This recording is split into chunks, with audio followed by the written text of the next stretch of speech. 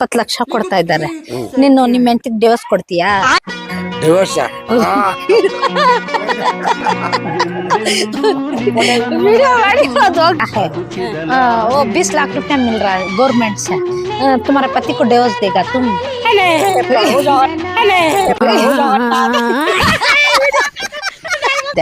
ನಿಮ್ ಗಂಟ ಇದಾರಲ್ಲ, ಇರ್ತಾರೆ ಎಲ್ಲಿದ್ದಾರೆ? ಊರ್ ಕಡೆ. ಊರಲ್ಲ. ಅವ್ರಿಗೆ ಡಿವೋರ್ಸ್ ಕೊಡ್ತೀಯಾ? 20 ಲಕ್ಷ ಕೊಡ್ತಾರಂತೆ. ಎಲ್ಲರಿಗೂ